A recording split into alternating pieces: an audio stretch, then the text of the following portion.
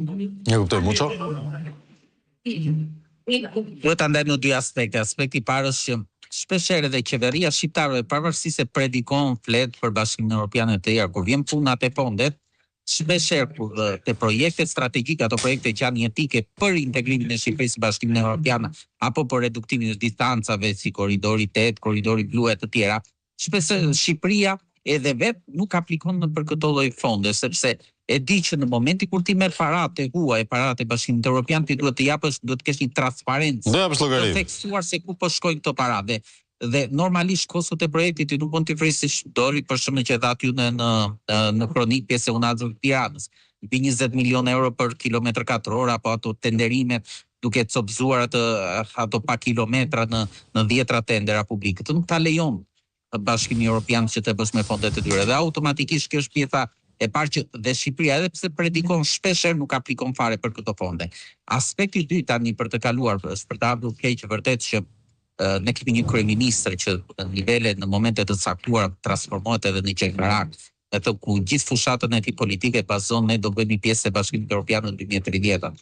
Harron që në fakt Ka përshtypjen se ajo histori mbaroi te konferenca përshtyp me Kalan. Për të bërë pjesë e Bashkimit, për të bërë pjesë e Bashkimit Evropian, vendimi nuk e merr kryeministri shqiptar, e marrin 27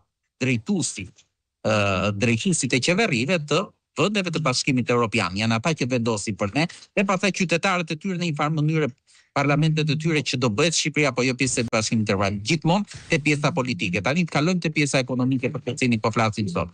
Ka një tregues shumë të rëndësishëm që thotë midis në ato 30 e ca kapituj që duhet të plotësoj Shqipëria deri në momentin që të bëhet pjesë e Bashkimit Evropian, rreth 12 prej tyre flasin për ekonomi, nga të cilat njëri prej tyre të thotë që të paktën një vend që të bëhet pjesë e Bashkimit Evropian duhet që të ardhurat e përfrymë të veta të jenë të paktën sa 50% e mesatares së Bashkimit Evropian. Konkretisht Shqipëria, për të bërë një krahasim, Flavio, në 2012 Shqipëria ishte sa 36% e mesatares së Bashkimit Evropian. Sot që kanë kaluar tashmë gati 12 vjet të tjera është tek 35%.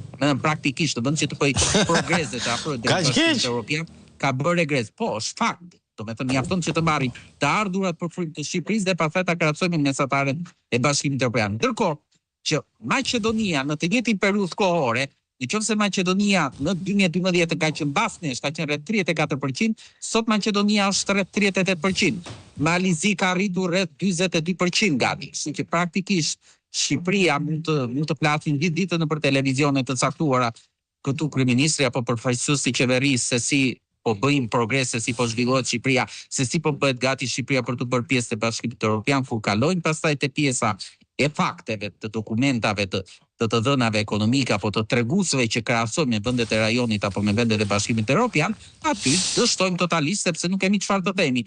Çfarë do thuash që ti në 12 vite në vend që ti afrohesh apo ti përafrohesh mesatares së Bashkimit Evropian ti bën regres apo dhe të themi datë pak progres